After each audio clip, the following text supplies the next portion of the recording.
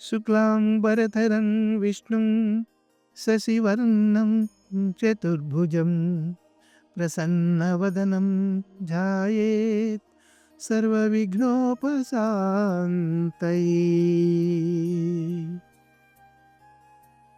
వందే శంభు ఉమాపతిం సురగురుం వందే జగత్కారణం వందే పన్నగభూషణం మృగధరం వందే పశూనాం పతిం వందే సూర్యశశాంకవహ్నినయనం వందే ముకుందప్రియం వందే భక్తజనాశ్రయం చ వరదం వందే శివం శంకరం. ప్రియభావత భక్తులారా, ఈరోజు కార్తీక పురాణము 30వ అధ్యాయము. కార్తీక వ్రత మహిమ ఫలశ్రుతి. నైమిసారణ్య ఆశ్రమంలో శౌనకాది మహామునులందరకు సూతమహాముని తెలియజేసిన విష్ణు మహిమను, విష్ణు భక్తుల చరిత్రలను విని ఆనందించి వేనోళ్ల కొనియాడిలి. శౌనకాది మునులకు ఇంకనూ సంశయములు తీరనందున సూతునిగాంచివో ముని తిలకమా, కలియుగమందు ప్రజలు అరిషట్టు వర్గములకు దాసులై అత్యాచారపరులై జీవించుచు సంసార సాగరము తరింపలేకున్నారు. అటువంటి వారు సులభముగా ఆచరించు తరుణోపాయమేదైనా కలదా? ధర్మములన్నింటిలో మోక్ష సాధనకు ఉపయోగించు ఉత్తమ ధర్మమేది? దేవతలందరిలోనూ ముక్తినొసంగు ఉత్తమ దైవమెవరు? మానవుని ఆవరించి ఉన్న అజ్ఞానమును రూపుమాపి పుణ్యఫలమిచ్చు కార్యమేది? ప్రతిక్షణము మృత్యువు వెంబడించుచున్న మానవులకు సులభముగా మోక్షము పొందగల ఉపాయమేమి?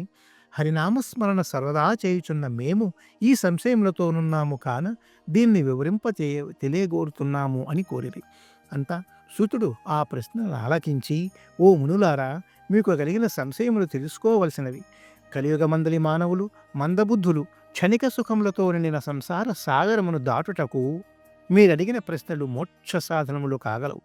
కార్తీక వ్రతము వలన యాగాది కతువులు ఉనర్చిన పుణ్యము దాన ధర్మ ఫలము చేతనే చేకూరును.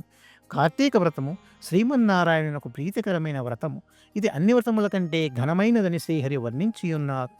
ఆ వ్రతమహిమ వర్ణించుటకు నాకు శక్తి చాలదు. అంతేకాదు, సృష్టికర్తయుగ ఆ బ్రహ్మదేవునికి కూడా శక్యము కాదు. అయినను సూక్ష్మముగా వివరించదను. కార్తీక మాసమందు ఆచరించవలసిన పద్ధతులను చెప్పుచున్నాను, శ్రద్ధగా ఆలకింపుడు. కార్తీక మాసమున సూర్యభగవానుడు తులారాశి యందు ఉన్నప్పుడు శ్రీహరి ప్రీతి కొరకు మనకు ముక్తి కలుగుటకు తప్పనిసరిగా నదీ స్నానము చేయవలేను. దేవాలయమునకు వెళ్ళి హరిహరాదులను పూజింపవలేను. తనకున్న దానితో కొంచెమైనా దీపదానము చేయవలేను.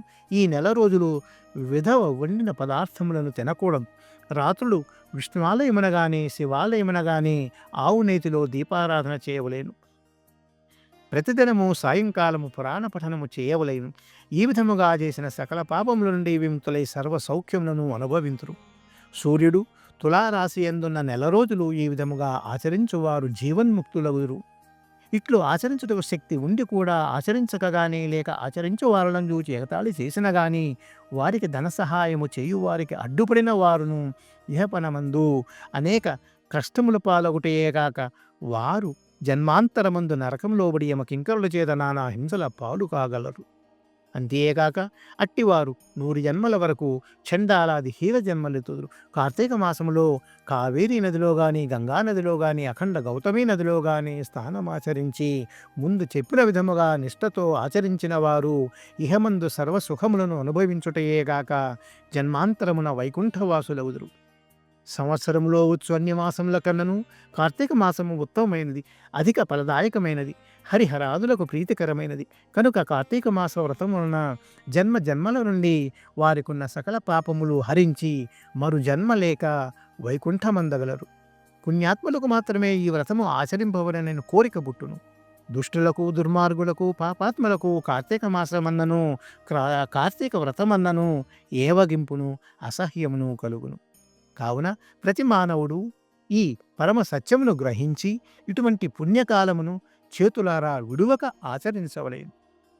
ఇటుల నెల రోజులు చేయలేని వారిలో కార్తీక శుద్ధ పౌర్ణమి నాడు అయినను తమ శక్తి కొలది వ్రతము ఆచరించి పురాణ శ్రవణం చేసి జాగరణం ఉండి మరునాడు ఒక బ్రాహ్మణునికి భోజనమిడినచో నెల రోజులు చేసిన ఫలితముతో సమాన ఫలము కలుగును.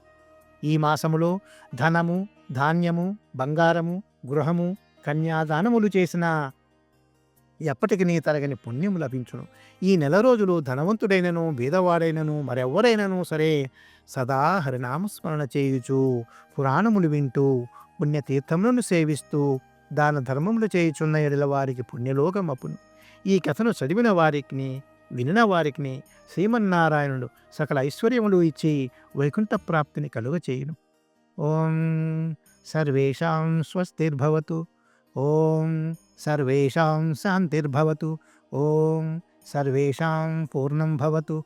ఓం శాంతి శాంతి శాంతి. ఇది త్రింశోధ్యాయము అనగా ఆఖరి రోజు పారాయణ సమాప్తం. యదక్షర పదభ్రష్టం మాత్రాహీనం చ యద్భవేత్ తత్సర్వం క్షమ్యతాం దేవనారాయణ నమోస్తుతే. ఓం తత్సత్. బ్రహ్మార్పణమస్తు. శ్రీమన్నారాయణాయితి సమర్పయామి. ఓం తత్సర్వం శ్రీకృష్ణార్పణమస్తు. విష్ణుం నారాయణం కృష్ణం మాధవం మధుసూదనం హరిం నరహరిం రామం గోవిందం దధివామనం. ఓం స్వస్తి.